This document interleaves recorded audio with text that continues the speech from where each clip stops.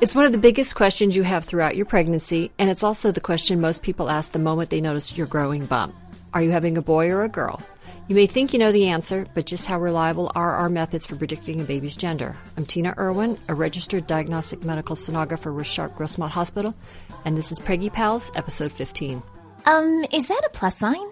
Pink or blue? Hospital or home birth? What type of food should I be eating? I think I just peed myself. I'm pregnant, and I have to exercise. What pregnancy glow? Wait, was that a contraction? Gotta make these pants fit. I've got kinkles. What do you mean there's more than one? You've got the symptoms, and now you've got the support you need for a happy 9 months. This is Preggy Pals, your pregnancy, your way. Welcome to Preggy Pals, broadcasting from the Birth Education Center of San Diego. I'm your host, Sunny Galt.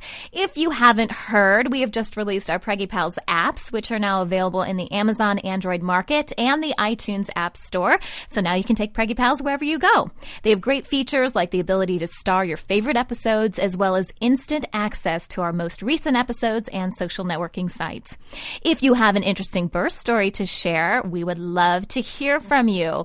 We want to talk with you, actually, via video Skype about your story, and then we're going to include that video on our website for everyone to see, because it's all about growing and learning from other people's experiences. So if that sounds interesting to you, go to preggypals.com/submit your story and send us some information.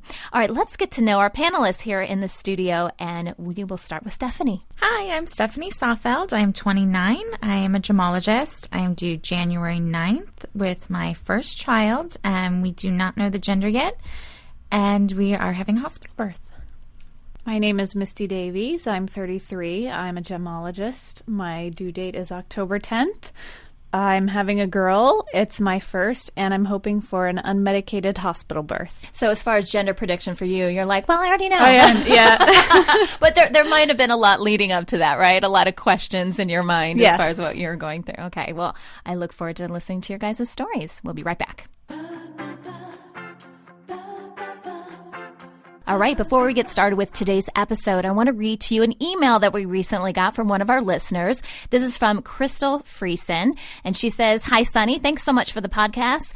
I'm due at the end of November with our first child, and we are so excited. At the beginning, I found it hard to feel close to the baby, so I started listening to mom and baby affirmations before bed.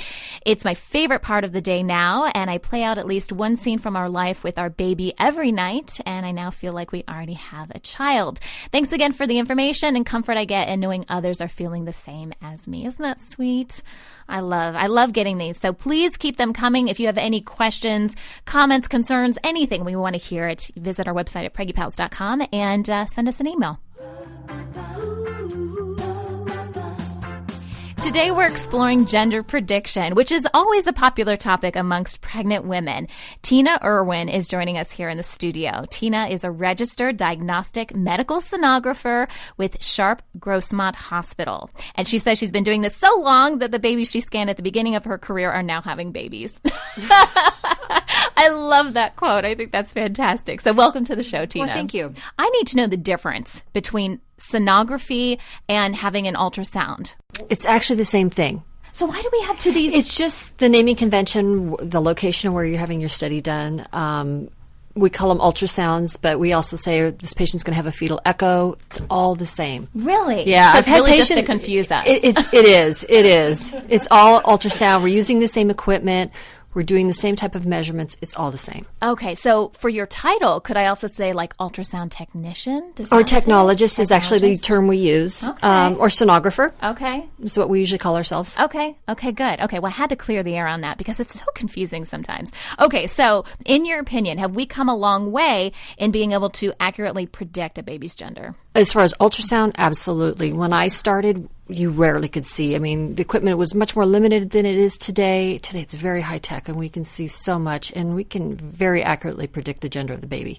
Is it all about the technology, really, as far as, do you have to have the latest and greatest equipment, or? Well, no, not necessarily. I always say that having different types of ultrasound equipment is almost like having a different kind of car. There's, sometimes in a doctor's office, what they may have is like an old Volkswagen. Yeah. It's great transportation, gets where you need to go. Right. but it's not a Rolls Royce. Some of the higher tech equipment that you might see in a hospital setting or in a high-risk OB setting is going to be much more advanced, high-tech. Now we have 3D, 4D, so there's all kinds of equipment out there. But it generally can get you where you need to go. Do you use the 4D and 3D equipment? We don't. Okay. Usually you see those in more of a high-risk setting. Right. We do. We have excellent equipment, and it's very state-of-the-art. Okay. Good. The main part of this is talking about ultrasounds. But are there some other ways out there that are popular in determining baby gender?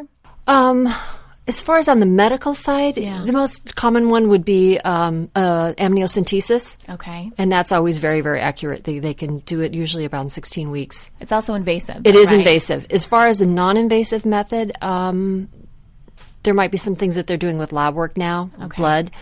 But again, that's a little bit invasive. Ultrasound is very, very reliable these days. So, anything just with urine or no? Not that you're aware of? Not that I'm aware of. Okay. All right. So basically, ultrasound is our main way to determine this, right? Right. Okay. So what exactly is an ultrasound? When we get these done, and as a pregnant woman, you may have several, depending, if you're high risk, obviously you're going to have a lot more. What's going on? What we are doing is taking a look at the entire pregnancy. So we're looking at the uterus, we look at the ovaries, the amniotic fluid, the placenta, we look at everything. We're using high-risk or high-frequency sound waves. So it's not dangerous to the baby. We're not using radiation. And the sound is transmitted through and is what we call attenuates through the different structures within the baby and the mom's body. And then we get an image that comes from that. Okay. So, and it's very, very simple to do. A full bladder is probably the most difficult thing for the moms to have. I actually want to hear from them on that because I have my own, experiences. But with our panelists here today, have you guys had any ultrasounds yet? And what's been your experience? Yes, I've had 2. And honestly, I didn't have a problem with the full bladder. No? No, it's everybody's different. And I have to tell you, now we have the patients drink much less water than what we used to do. We used to do 64 ounces. Oh, my gosh. And now it's, much, much less than that. It's just because the technology's gotten so much better. That would have caused a problem. Yeah, no. That's what I always say. As a sonographer, I learned to scan much faster because I had patients peeing on my toes. Absolutely. I had a full bladder for one of mine, and it was it can be very unpleasant. Yeah. Well, sometimes though you need it for the beginning, and then you can allow them to use the restroom. And Usually, come back. what we do is we take a quick look. What we're looking for is the length of the cervix. We want to make sure that it's nice and long and intact. And then we also look at where the placenta is in relation to the cervix. So we want to make sure that the placenta's away, so there's not a previa, and that the cervix is closed. Okay. And then after that, we can let them empty their bladder. Okay. So that's the best way to see that. Exactly. Okay. Exactly. All right. So what time frame are we talking about? How early? I know we have good equipment right now, but when it comes to ultrasounds, how early can someone, determine a baby's gender? Well, to be truly accurate, we like to wait till about 16 to 18 weeks. I always say 18 weeks and beyond is best, because then you can really get a clear picture. I've seen it much earlier. You hate to set up a mom's expectations, though, right? Because then you have to say, well, I don't like to use that term. I want to be able to say, I'm 100% positive this is what you're having. Are we ever 100% positive, though? Oh, absolutely. Really? Oh, sometimes it's so clear. It's like, go home and paint the nursery, buy the clothes. So, absolutely. Okay. Absolutely. I wasn't sure if you would admit 100% because I don't think. Absolutely. I was going to say, can you tell the patients that, though? Oh, yeah. I do. Oh, no, I have. And I've been doing this a long, long time, and I don't tell people unless I'm 100% positive. And I always tell them, if I'm wrong, call me up. And no, in all the years I've done this, no one's ever called and said, "Oop, you were wrong." So, but I'm also very cautious with it. Very cautious with it. But is it more obvious when it's a boy? Absolutely. Absolutely. Oh, okay. So Stephanie is actually going after today's taping to get hers done. She's not quite at 20 weeks, which 20 weeks is kind of the big time where they look at a lot of things. And, obviously today we're talking about gender prediction, but you obviously want to have a healthy baby in so many different ways. So that's what the 20 week is for. But Stephanie, tell us a little bit about your experience and your appointment today. We're doing it a little bit early just because my husband is going to be overseas for our 20 weeks. So we wanted to find out together. The place we're going to claims to be able to do it at 15 weeks and up. So, I'm hoping that they actually really will know what they're doing. What is the danger, Tina, at doing it 15, 16 weeks? Is it, we're always concerned that the baby's just not going to be in the right position and is not going to cooperate. And that's always a risk. I mean, there's times in the mom's 22, 24 weeks and the baby's just not positioned well, and it can be very difficult. And I always find that it's, the more the mom wants to know, the harder it is to tell. And sometimes it's like, okay, don't tell me. I don't want to know what it is. And then it's like hanging out for the world to see. Oh, right. And you're kind of covering up the screen. There isn't a risk. I mean, sometimes it can be hard to see, and that's about the only risk. I've seen, occasionally they're wrong. But that's just, I think, one of the risks with, ultrasound and gender prediction. And they do offer a free follow-up and if they can't figure it out. So, yeah. Oh, that's good. So that's good. Yeah. So that makes me feel a little bit better about it. Yeah. No, it should be fine. I mean, the equipment today is so good that it's rare that somebody's wrong. And of course, I want to know so bad. So of course, it's going to be modest and have its exactly. Yeah. If you said I didn't want to know, it would be hanging out there. And you're going for what? What do you want? Of course, you want whatever you get. I know. I mean, I get it. Yeah. But we would both really like to have a boy first. But, my gut tells me it's a girl. And I don't know. I'm really excited to talk about this topic today because I want to know, I don't know why my gut tells me it's a girl. What? A lot of moms do that. And I was just, like we were talking earlier, moms will say, I really want this, but I really feel. And a lot of times, their gut is right. Yeah. It's amazing. Was wrong. I know. That's what we were talking about. But a lot of times, I give the moms a lot of credit for knowing. Yeah, Misty, mine were wrong both times, too, so don't feel bad. Well, I hope I'm wrong, too. The whole mother's intuition did not work for me on this whole thing. Okay, but let's talk about, so in determining a boy versus a girl, obviously there are certain things you're looking for Absolutely. Either or. Absolutely. So let's talk about what it is. Some of these are obvious, obviously. Right. But what are you looking for? Just basically, if there's indoor or outdoor plumbing is what I like to say. Okay. That's the only way to tell. Okay. Isn't there something else though with a little girl? I can't remember. Sometimes they say turtle or hamburger. Hamburger sign. Yes. Yeah. Exactly. Can you see ovaries or anything like that at that point? No, you don't see ovaries. No, you don't. No. No. Okay. So there's really no change in either, the way other parts of the body are developing or anything like that. No, it's really all about that. I mean, if you look at babies when they're born, if you have a diaper on them, how can you tell? Right. Well, it's true. So in the face. Yeah, in the face, we all look the same. I know exactly. So nope, that's the only way to tell. Okay. I have heard that, and I don't know how true this is, but where the placenta is attached, or is where the umbilical cord attaches to the placenta on either side, that could determine something? I don't know. I've just heard that. Not as far as the gender of the baby. What can happen is that women with what we call an anterior placenta, so the placenta's in the surface in the front. Sometimes it'll make it easier to see because you have that nice even window to look through with ultrasound. It's all about finding a sonographic window. And so sometimes it makes it a little easier for us to see, but it has nothing to do with the sex of the baby. Okay. I know we talked a little bit about this as far as predicting something and being 100% accurate, but assuming someone's coming in and, around 20 weeks or whatever, and the baby seems to be cooperating, we can say with 100% certainty. I mean, are there things, I guess, that could prevent, you saying with 100% certainty?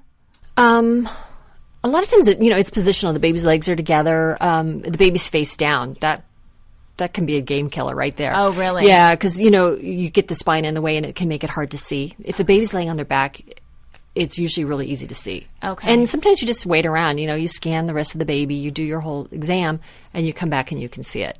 So, because they do move.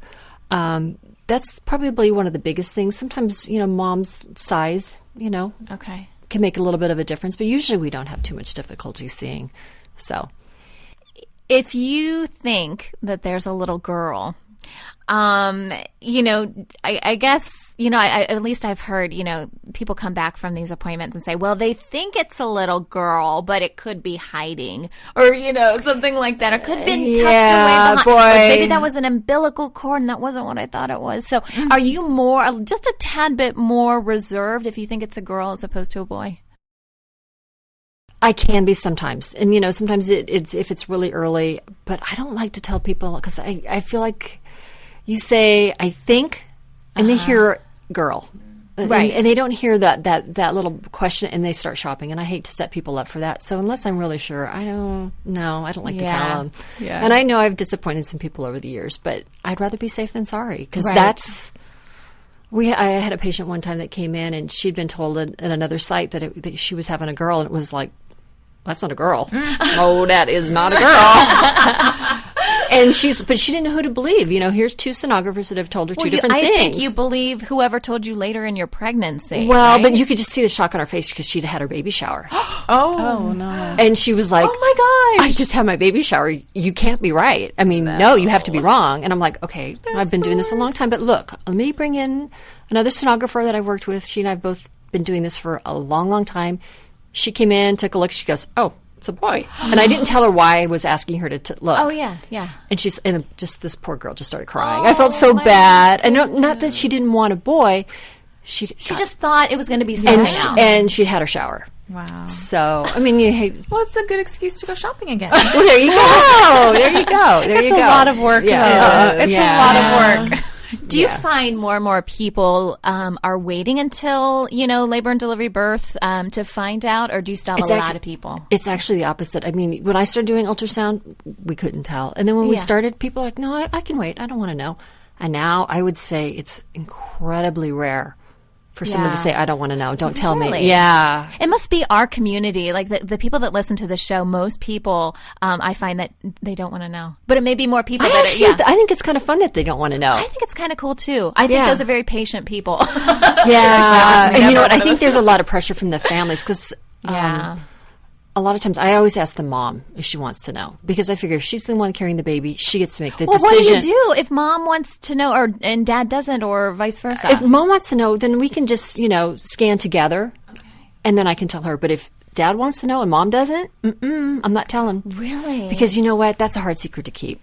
Well, it's hard on either side. Yeah. well, for sure. I know, but if I figure like if you're going to be the one having the baby, you get should to know choose. if you want to know. It's your, and a lot of times if the parents don't want to know, but the mom wants to know, grandma wants to know.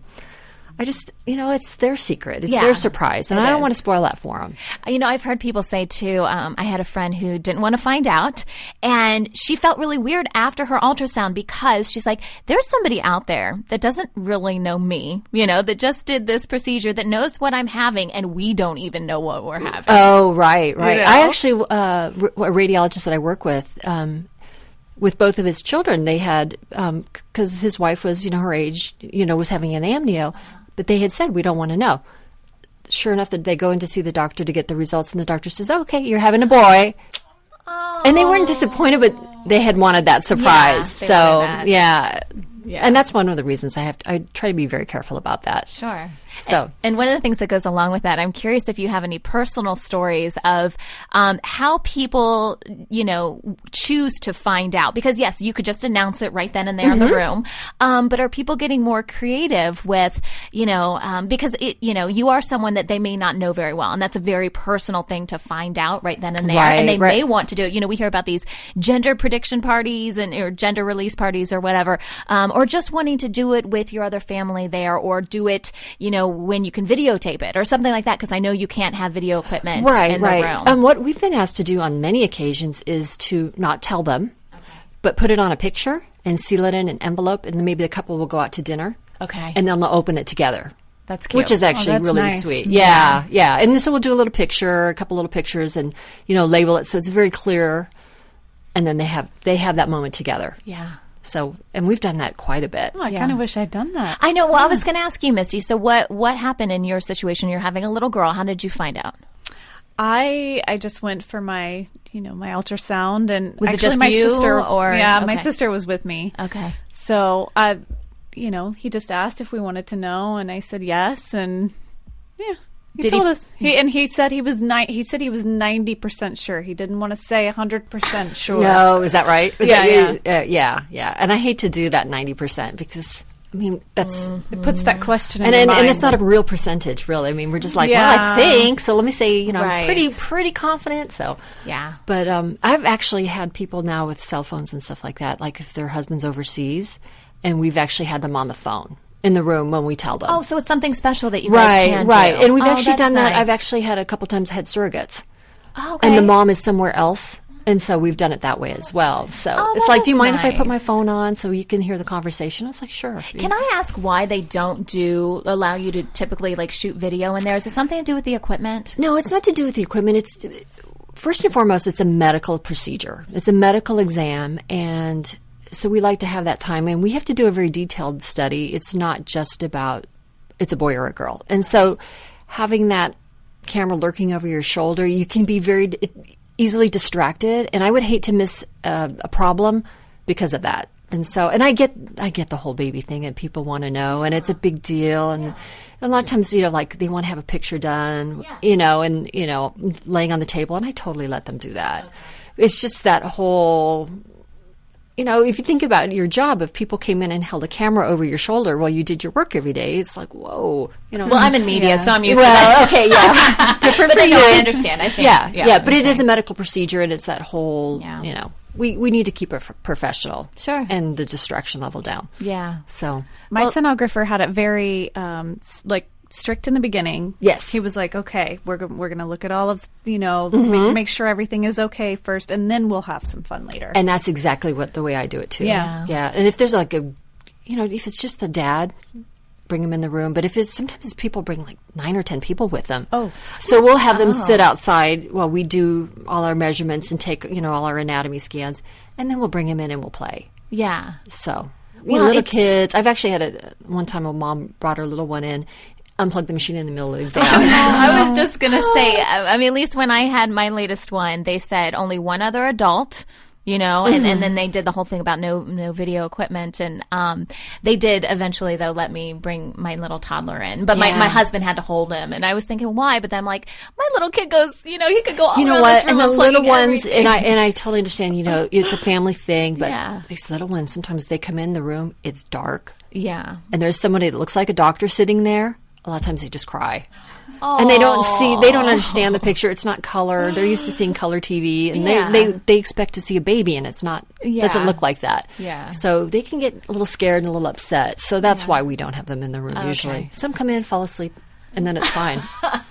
Gotta love that. Well, so Stephanie, what are you planning? Well, I mean, obviously you're going to your appointment later today, and hopefully you'll have some good news. But as far as, will you keep that information to yourself? Will you tell people right away? We were planning to do like a gender reveal party, but just with the timing, it's not going to work out. So I'm kind of second guessing myself now. I'm wondering if I'll just have them write it down, and then maybe we'll open it by ourselves later. I like that idea a lot. Yeah. We are seeing some family later tonight also, so that would be kind of nice to be able to open it with them. But my father-in-law is the only person that doesn't want to know. Everybody else really that's wants to know. Well, that's going to be hard to keep a secret trust from me. him. Yeah, I know. And yeah, he just doesn't want to know. And the only reason he doesn't want to know is because my husband's 35 years old and he has older siblings, so back then they didn't know. So he's like, I just don't want to know. I was always surprised with my kids, so I want to be surprised with grandkids too.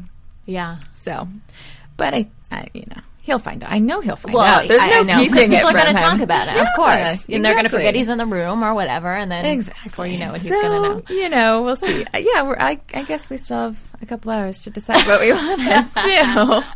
But, I've done it both ways. I always wanted to know. I think if maybe, because I have 2 boys now, I think, if I got to a point where I had at least one of each gender, I think I might go into a pregnancy going, it doesn't matter. That's It exactly really how doesn't I matter, feel too. But yeah, we did something similar to the card thing because we live pretty far away from most of our relatives. And it was something we actually wanted to videotape the reveal and have that for our child someday to be able to see when mommy and daddy found out what they were having. having.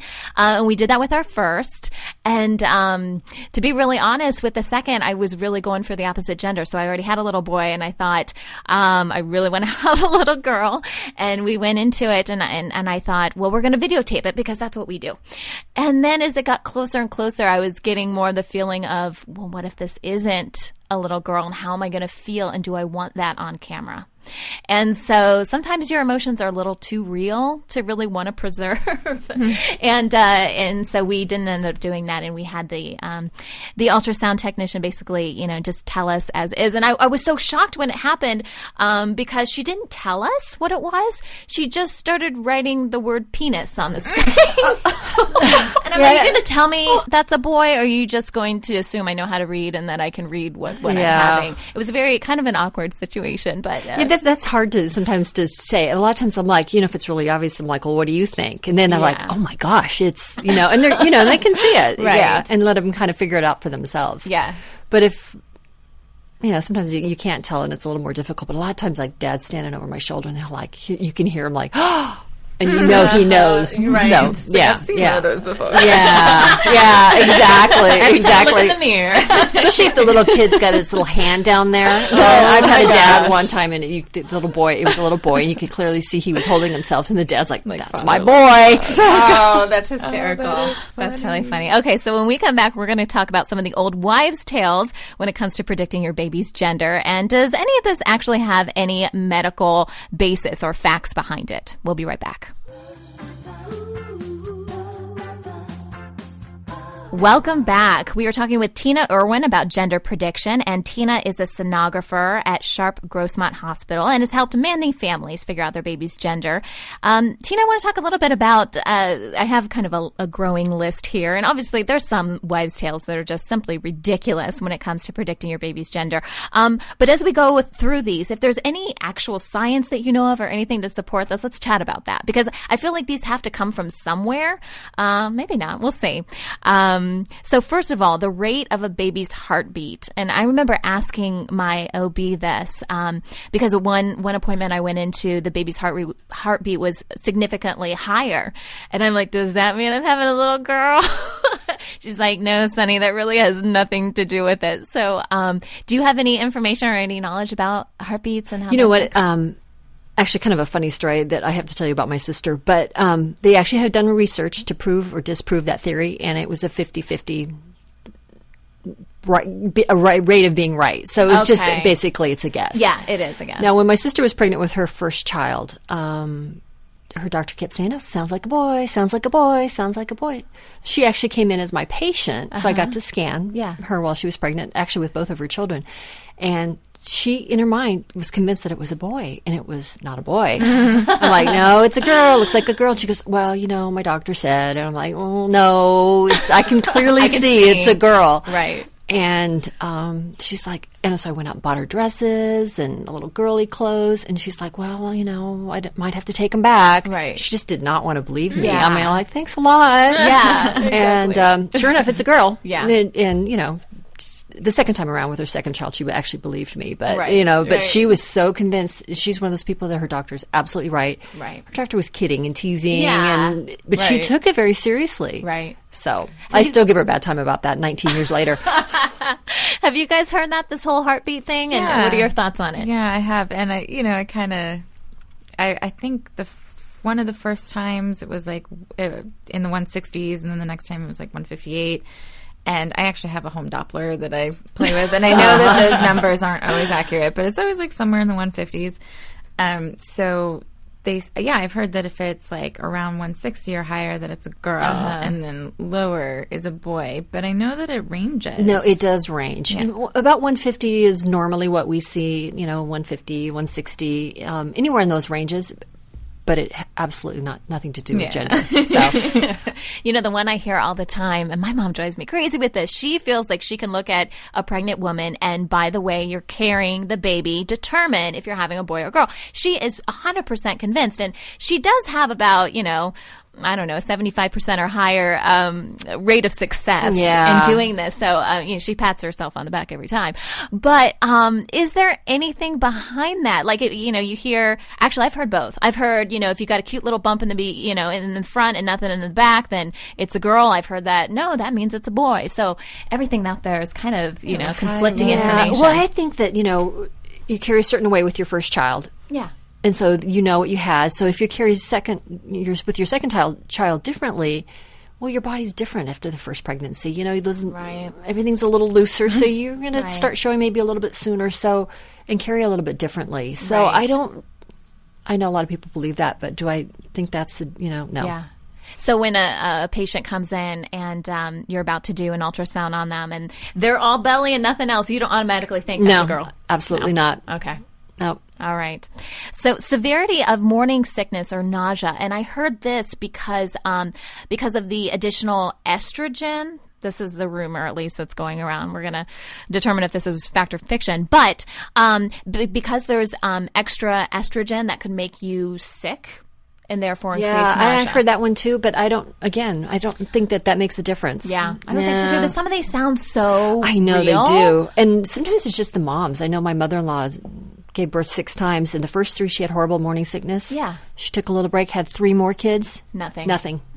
So it's really just and about... she had girls and boys both times. Yeah, so, yeah. And we always hear that every pregnancy is different, and I think that's kind of what we have to chalk a lot of this up to. Yeah. It's just what you had with your first does not mean it's the same with It's your somebody's second. experience, and so, and that's what they had. So Right. they kind of, start...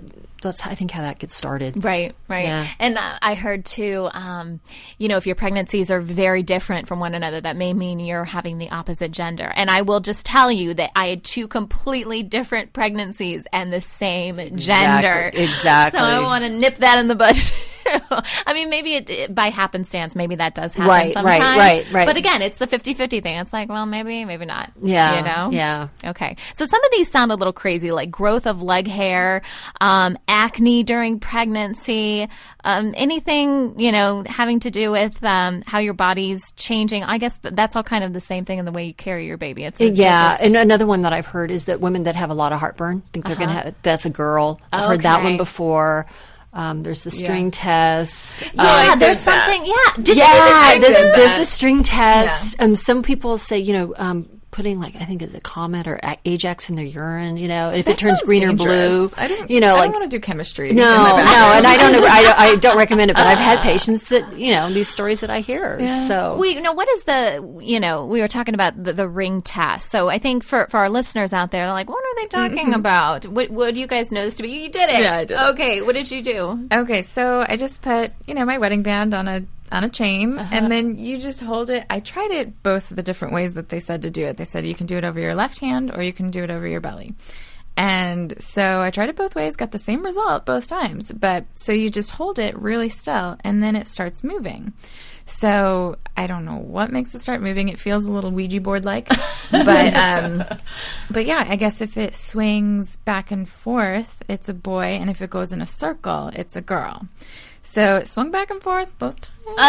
I don't know. But yeah, my husband came home as I was doing it. He's like, what are you doing? Yeah. Do you guys find that your husbands are more interested or less interested in gender prediction and finding out what you guys are having? My husband didn't really want to know. Oh, he didn't? No. I told him I can't keep a secret. Yeah. I have to know. Right. Mm-hmm. My husband wants to know. Definitely wants to know. But, all along I've been telling him, well, I don't know, I feel like it's a girl, but we really want a boy. And he's like, well, I've always wanted a boy first, so I'm going to hope it's a boy. And then, but neither of us are going to be disappointed. It's just, he wants to know. Yeah. Now, would you guys ever do any of those home gender tests? I guess there are some available. Actually, I've seen them in the pharmacy. And I always look at them, and I almost, my personal view is like, if you want to do it for fun, just to kind of see, I don't see any harm in it. But would you guys ever do that just for fun? Like even in the very beginning of your pregnancy? Again, it's 50-50. So right. I mean, if you if you want to do it, just like any of these things, Right. really. But Yeah, it would only be for fun. But those are expensive, you know. $20. well, if they're expensive, then I wouldn't. Then you can just wait, right? Well, I was always concerned that if I did that, I would say it was just for fun, but it would be like in my head, exactly. like, So- I really think it's this, and then I could be disappointed, when the actual thing is done. So, all right. Well, that's good information. Thank you, ladies. Have you guys heard any other crazy things? Like, I know the Chinese calendar. gender. Yeah, what is the Chinese calendar? Yeah. Right? But you Yeah, said yeah. you thought that was accurate. Well, I have heard that it's 80% accurate. I don't know where they get the 80%. I would love to know where they get these numbers I don't from. know, but I asked my mom and I asked a couple of other people that it actually was accurate for. So, and it's based on the mother's age at conception and the month of conception. So This almost sounds like astrology to me, though. Yeah, right? it Like, you were probably- born this time, then right, you're adventurous, or I'm like, what? Yeah. Really? Come on. some of that stuff though. Is there anything else you guys have tried? Because Yeah, that just you'll that. admit to. Misty? I haven't tried anything, but there was a lady that I work with that was looking at my neck. And she said something about the lines on your neck. If it's a dark line, then I think it's a boy. That's what she was saying. Wow. And if you don't really see a line, then it's a girl. And she said that her mother was always right, that her mother did this all the time. She was always right. I mean, she tried it with me, and she was Okay, wrong. this is like a version of a palm So, reading. I feel like we've yeah. gone the way of the Right, gypsies, you right. guys. We're trying Yeah. to figure this stuff out. But I'd never heard that one before. No. I've Yeah. never heard that either.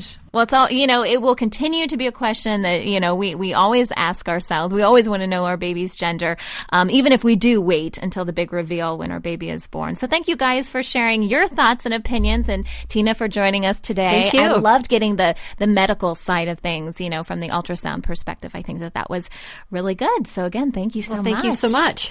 Well, we are going to continue our conversation about baby gender online. How did you learn about your baby's gender? Simply post your story to our Facebook page and we'll share some of your experiences on an upcoming episode. Or you can share your stories through Twitter using the hashtag #NewMommyMedia. Before we wrap things up, here are some prenatal fitness tips. Hi, Preggy Pals. I'm Lisa Druxman, fitness expert and chief founding mom of Stroller Strides, a fitness program for moms and their babies.